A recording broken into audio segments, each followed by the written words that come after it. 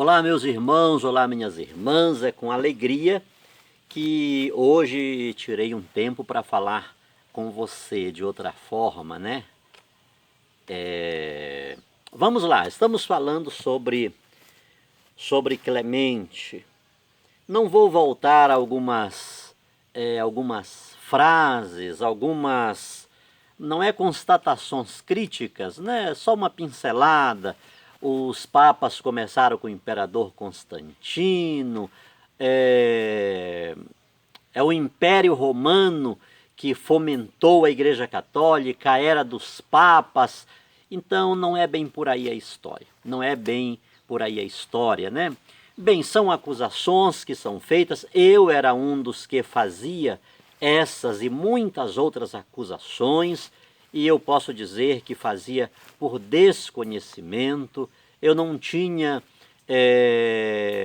uma preparação adequada para a missão que estava sobre meus ombros, e mesmo quando sabia de verdades históricas que deveriam ser anunciadas, era preferível deixá-las de lado para guerrear contra a Igreja Católica. Então, já dizia Jesus, bem-aventurado, bem-aventurados sois vós, quando vos injuriarem e perseguirem, e mentindo disserem todo mal contra vós por minha causa. Alegrai-vos, exultai-vos, porque grande é a vossa recompensa nos céus.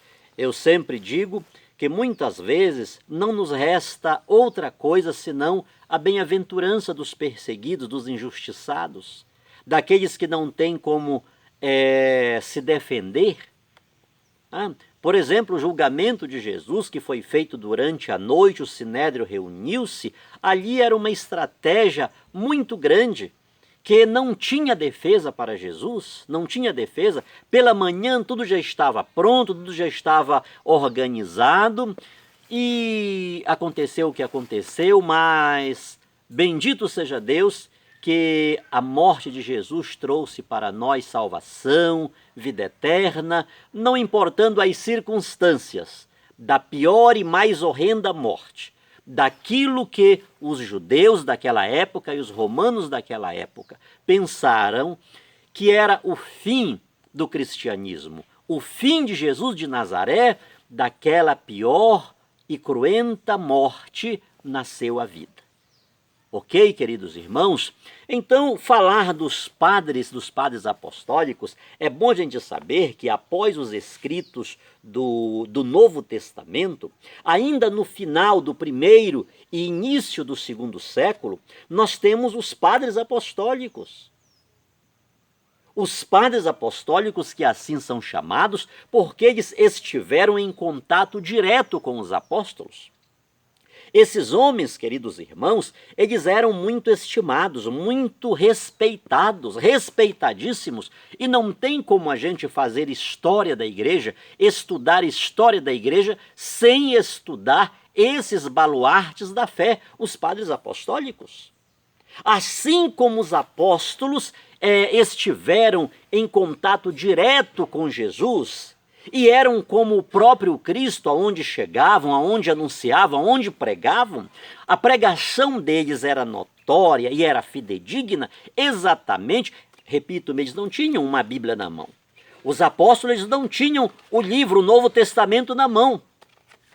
Mas onde eles estavam e aonde eles chegavam, eles eram a Bíblia, eles eram a palavra autêntica de Deus, eles eram como que o próprio Jesus Cristo chegando, porque eles estiveram junto com Jesus. Então a primeira transmissão da palavra, estou redundando-me, mas é bom que tenhamos isso, Jesus é a palavra, o verbo encarnado, o verbo feito carne. Era por meio dos apóstolos, aconteceu por meio dos apóstolos. Eles falando oralmente, verbalmente, aquilo que tinham visto, aquilo que tinha acontecido, aquilo que tinham testemunhado. Quantos milagres eles contaram e contavam nas suas pregações? Quantos ensinamentos que Jesus tinha dado a sós? Jesus retirava-se com os seus discípulos. E quantas coisas sobrenaturais eles Jesus lhes ensinou. Então, assim como os apóstolos tinham essa autoridade enormíssima, pelo fato de terem convivido com Jesus, estado com Jesus, testemunhado os seus ensinamentos, os seus feitos, os seus prodígios, não era diferente com os padres apostólicos. Porque os padres apostólicos estiveram diretamente ligados àqueles que diretamente estiveram com Jesus Cristo. Então, é interessante nós conhecermos dentro da história. Missionário, eu queria que a Bíblia dissesse isso.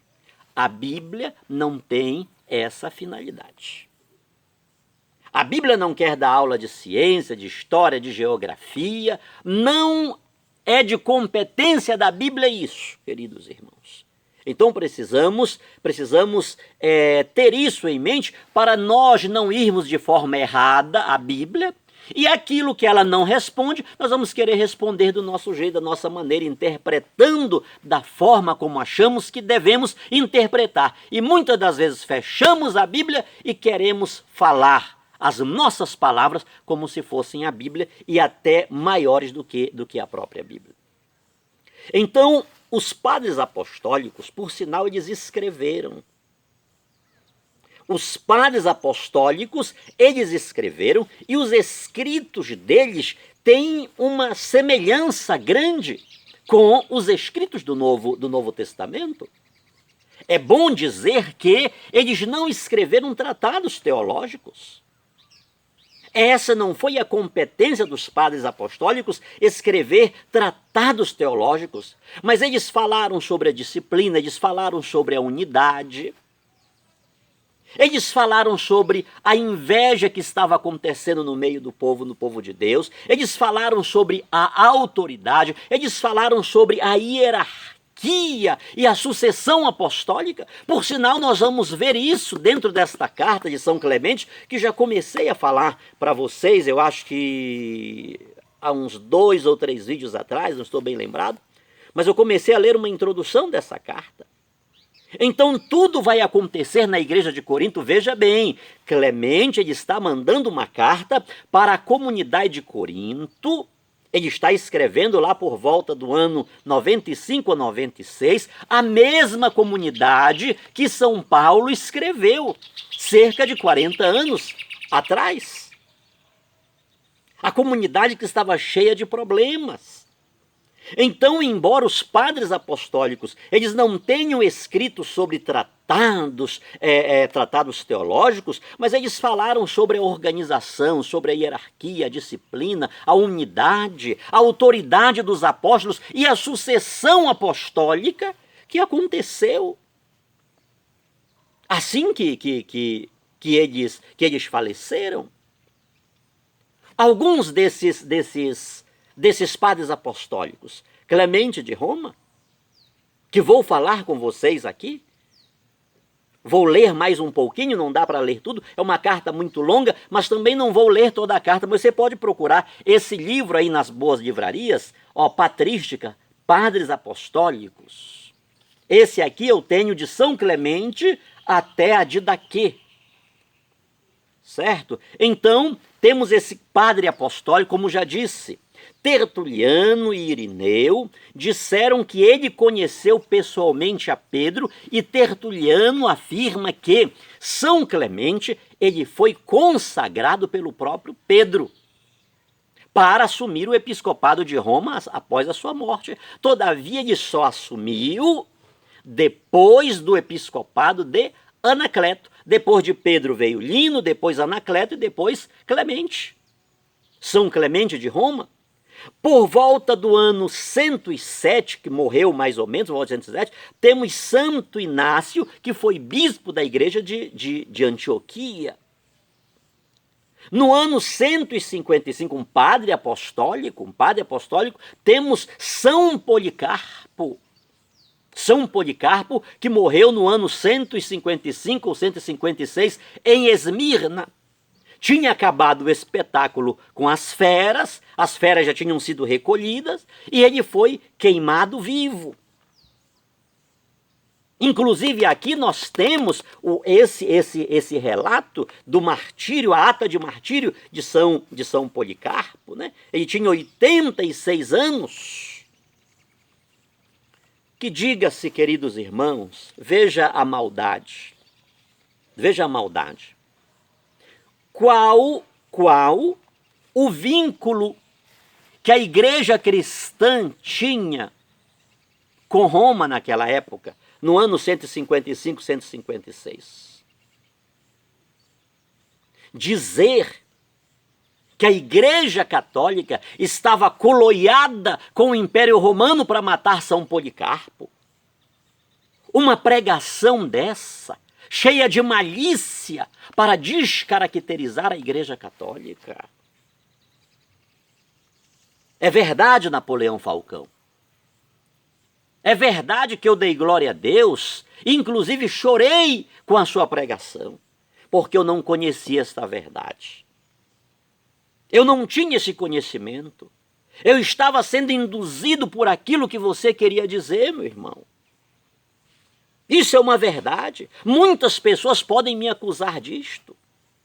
Muitas pessoas podem me acusar do que eu fazia contra a Igreja Católica. Quantas vezes eu fui com a Bíblia para as praças em frente à Igreja Católica e dizia: reverendo, traga a sua Bíblia. No livro tal, capítulo tal, versículo tal não está dizendo isso. Por que o Senhor não ensina isso para o seu povo? Eu sei que as acusações que pesam sobre mim são muitas, porque de fato eu fui um inimigo feroz da Igreja Católica. A minha alegria era quando eu via um católico quebrar as suas imagens, pegá-las e colocá-las dentro de um saco para ser levado pelo carro do lixo. A minha alegria era ver um católico renunciar o Papa, renunciar Maria, renunciar o terço, renunciar à Igreja Católica, era se ajoelhar à minha frente e dizer: eu quero aceitar Jesus como Salvador. Essa era a minha alegria. Mas essa é uma pregação diabólica. Essa é uma pregação mentirosa. Mentirosa. O que foi que a Igreja Católica teve com a morte de São Policarpo, bispo da igreja de Esmirna? Era bispo.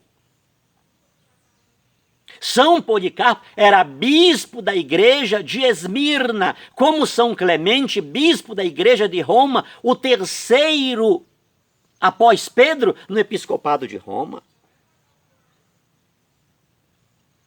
Queridos irmãos, queridas irmãs, quantas pessoas estão usando a Bíblia, estão difamando a Igreja Católica em nome da Bíblia, com a Bíblia na mão, usando textos bíblicos, invertendo a ordem das coisas para fazer acusações diabólicas.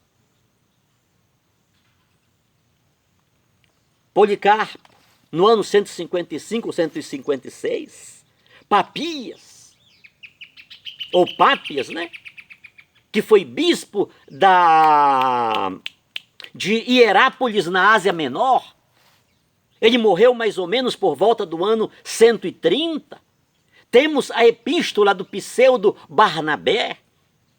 Temos o pastor de Hermas. Temos a Didaquê, considerada a doutrina dos 12 apóstolos. Você precisa ler esse documento. A Didaquê, ela foi escrita pelo final do século I. A doutrina dos 12 apóstolos. Então, esses documentos e esses padres apostólicos, embora eles não tenham escrito tratados teológicos, mas eles escreveram coisas fundamentais, importantíssimas para a história da igreja que estava nascendo nos seus primeiros, vamos dizer, 50 anos, 60 anos depois de Cristo. Eles falam sobre o que acontecia, eles falam sobre a hierarquia.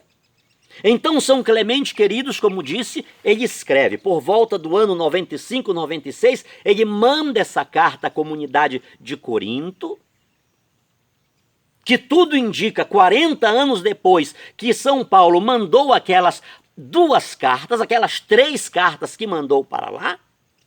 Como já disse, a primeira foi perdida, parece que não tinha mudado em nada.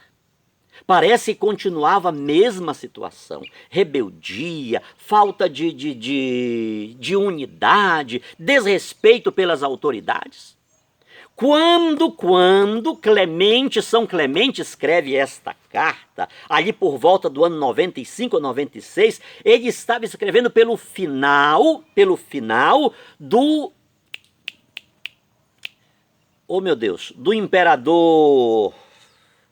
Fugiu a cabeça. Domiciano. Domiciano, que governou de 81 a 96. Foi pelo final da vida do imperador Domiciano que ele escreve esta carta. Depois vai entrar Nerva, de 96 a 98. Foi um imperador de curto período, um reinado curto. Então, Clemente, ele manda esta mensagem para os cristãos de Roma. Eu já falei sobre a primazia da Igreja de Roma. Por que a Igreja de Roma tinha essa primazia? Observe nessa carta a autoridade de São Clemente, embora uma autoridade humilde, cheia de humildade. Todavia, o bispo de Roma, já no ano de 95, tinha uma autoridade enorme. Não apenas São Clemente, desde Pedro, Lino, Anacleto, eles já tinham, a Igreja de Roma falava, o bispo de Roma falava, os cristãos, onde estava estabelecido o cristianismo, eles acatavam. Porque em Roma, repetindo-me, a Igreja de Roma foi fundada sobre a pregação e o martírio daquelas duas grandes colunas da Igreja, o apóstolo São Pedro e o apóstolo São Paulo. Ok? Então não tem nada a ver com o Império Romano, não tem nada a ver com Constantino. Nós estamos no ano 100. Para ser um pouco fechado, estamos no ano 100. Constantino é 213 anos depois. A história dele. Até Constantino, nós temos quase 30 papas, 27 papas. Como pode o papado ter começado, iniciado com o imperador Constantino? Isso é rasgar a história. Para você ter uma ideia, que quando o imperador Constantino assumiu, sequer a Bíblia, o Novo Testamento, estava pronto, queridos irmãos. É só em 393, Constantino nem vivo era mais. É somente em 393, no concílio de Hipona, e depois Trulos, que serão definidos 27 livros do Novo Testamento. Eu não sabia disso. Eu não sabia que usavam uma Bíblia, o Novo Testamento, literalmente orquestrado, definido, catalogado pela Igreja Católica, em um concílio da Igreja Católica, por bispo, por papas. Então é necessário que saibamos isso. Vamos continuar mais um pouco aqui, só voltando aqui o primeiro capítulo, Clemente dizendo: irmãos, pelas desgraças e adversidades imprevistas que nos aconteceram uma após outra, acreditamos ter demorado muito para dar atenção às coisas que entre vós se discutem. Preste atenção. Observe que São Clemente, ele está escrevendo, queridos irmãos, coisas anteriormente que já haviam acontecido lá na comunidade de Corinto. Ele reconhece que diante das adversidades, queridos irmãos, o império do imperador Domiciano,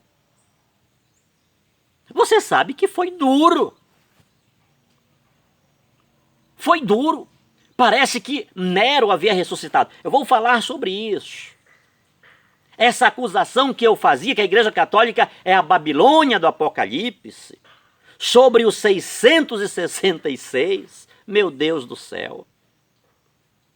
Eu vou falar sobre isso. Quem era esse cidadão que o nome dele, as letras somadas, dão o resultado de 666. A igreja estava sofrendo muitas perseguições, queridos irmãos, barbaridades. Nos primeiros 300 anos da história da igreja, a gente não sabe quantos cristãos foram mortos. Sofreram demais. Não só cristãos, mas, sobretudo cristãos. Havia uma perseguição escancarada sobre os cristãos. É preciso a gente estudar um pouco como os imperadores se posicionaram. Tinha uns que mandavam caçar os cristãos, outros não mandavam caçar os cristãos, mas onde eram pegos, eles eram presos, ou renunciavam ou morriam de forma brusca. Então, Clemente está dizendo, pelas desgraças e adversidades imprevistas que nos aconteceram uma após outra. Ei, irmãos, São Clemente está falando isso aqui no ano 95 a 96, quando ele está escrevendo esta carta. Entre um pouco na história. Entremos um pouco nessa história. Adversidades que nos aconteceram uma após outra. Acreditamos ter demorado muito para dar atenção às coisas que entre vós se discutem. Ok? E ele segue aqui, terminando esse capítulo 1, ainda é o versículo 1, é uma carta longa, 65 capítulos, né? Ele diz o seguinte: alguns poucos insensatos e arrogantes acenderam-na, chegando a tal ponto de loucura que o vosso nome venerável, célebre e amado por todos os homens ficou fortemente comprometido. Então veja bem, una essa informação àquelas duas igrejas que tenho falado, que já falei, a igreja santa, a igreja pecadora. Clemente está falando que a igreja era uma igreja forte, robusta, né? O vosso nome venerável, célebre e amado por todos os homens ficou fortemente comprometido. Então veja bem que o lado pecador, ele coexiste, ele caminha ao lado dessa igreja, desse rosto santo, puro, íntegro da igreja. E ele continua dizendo, o versículo 2 do capítulo 1 da sua carta, da primeira carta de Clemente aos Coríntios. De fato, quem esteve convosco, sem reconhecer que vossa fé era firme e cheia de todas as virtudes? Olha aqui uma igreja santa. Quem esteve convosco sem reconhecer que vossa fé era firme e cheia de todas as virtudes? Quem não admirou vossa piedade consciente e amável em Cristo? Quem não proclamou vossa generosa prática da hospitalidade? Olha a igreja de Emaús.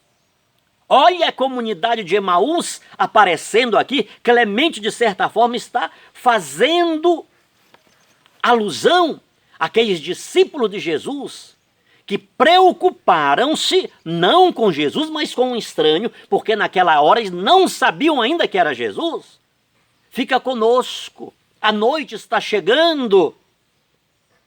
Eles acolheram, deram de comer para aquele peregrino.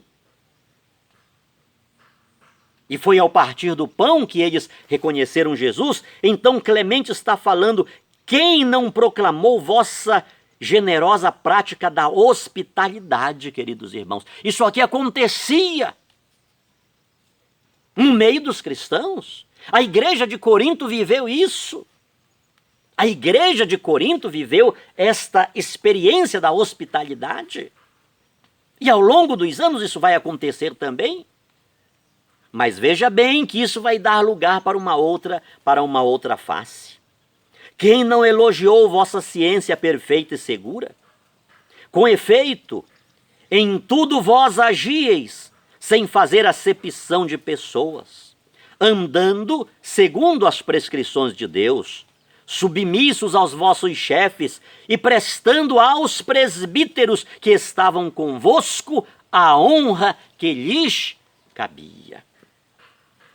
Vocês prestavam aos vossos sacerdotes, aos vossos presbíteros, aos vossos padres a honra que lhes eram devidas. Queridos irmãos, de alguma forma esta carta não é direcionada a nós também? Apesar dos anos que nos distanciam da redação da mesma, quantas e quantas pessoas estão tratando os seus sacerdotes como o quê? Parece que não tem valor algum. Quantas e quantas pessoas estão desrespeitando o seu sacerdote? Aquele ministro que foi colocado por Deus para pastorear. Ah, missionário, eu conheço esse ar, meu irmão. Você vem falar desse ar para mim? Eu sei que são apenas 22 anos na Igreja Católica. Mas já vivi experiências que muitos de vocês não viveram. E eu, sobretudo, por ter vindo de uma realidade oposta. Eu, sobretudo. Eu sempre digo, queridos irmãos, eu amo os padres, eu amo os bispos, tenho relação boa com muitos deles. Mas tenho problemas também com muitos padres. Também sou rejeitado por muitos sacerdotes. Por isso eu sempre digo, queridos irmãos, que há 23 anos, quando cheguei à Igreja Católica, eu não coloquei a minha fé em padre, em bispo, nem mesmo no Papa. Eu coloquei a minha fé em Jesus Cristo. Eu já tive todos os motivos para sair da Igreja Católica, para virar as costas à Igreja Católica e ser um inimigo 10 vezes pior do que eu fui quando era protestante. Mas a minha fé eu não coloquei no sacerdote. Só que isso não faz que eu não respeite. Isso não faz com que eu desonre. Eu já falei, a igreja vive da Eucaristia, mas sem o sacerdote não há Eucaristia. É debaixo das suas mãos pecadoras que acontece o grande milagre da transubstanciação, quando os elementos deixam de ser pão e vinho para ser corpo, sangue, alma e divindade de nosso Senhor e Salvador Jesus Cristo. Esta situação de desrespeito se estabeleceu na comunidade de Corinto, queridos irmãos, e por isso o nome célebre e venerável daquela grande igreja ficou comprometido. Capítulo 2.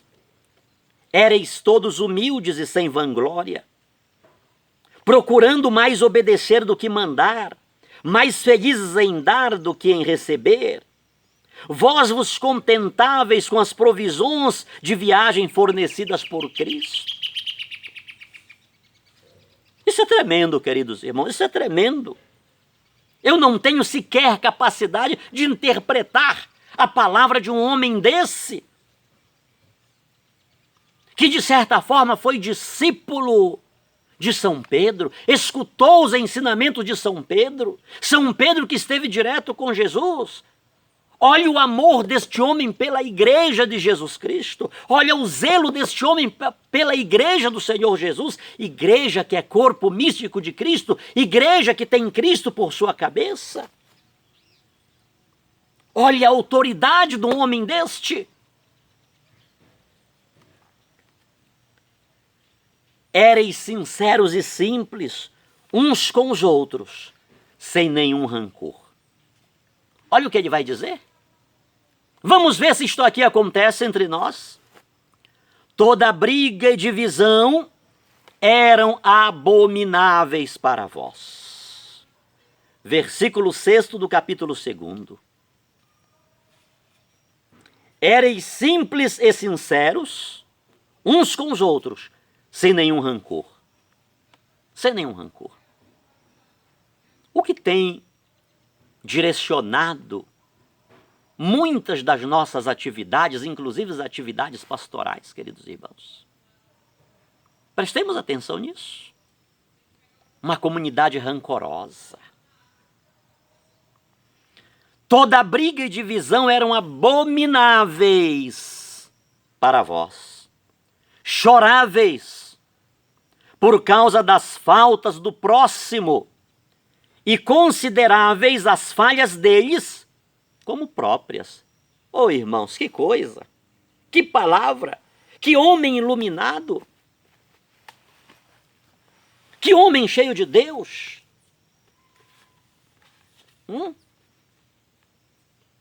Você lembra lá da igreja dos primeiros anos mais recentes que os anos de 95 e 96?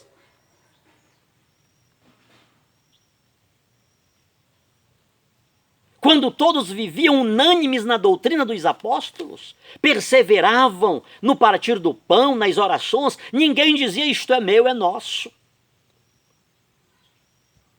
Aqueles que tinham condições vendiam as suas propriedades para repartir com todos.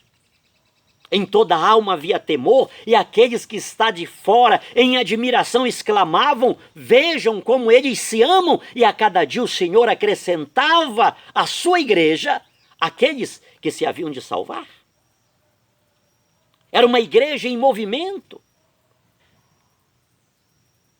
Era uma igreja onde todos se consideravam irmãos e estavam debaixo do jugo do seu Senhor Jesus Cristo.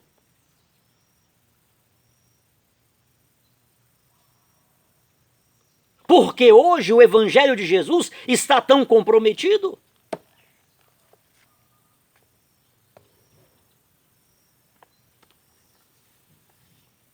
Uma comunidade que julga que o pecado do outro é seu. Isso é forte demais, queridos irmãos. Choráveis por faltas, por causa das faltas do próximo, e consideráveis as falhas deles como próprias. Jamais vos arrependis de ter feito bem, prontos para toda boa obra. Prontos para toda boa obra. Hoje muitas pessoas estão prontas para as más obras. Só para as más obras. Quantas pessoas estão irrigando apenas defeitos? Quantas pessoas estão irrigando apenas o ódio? Quantas e quantas pessoas não conseguem ver nada de bom no outro, senão os defeitos?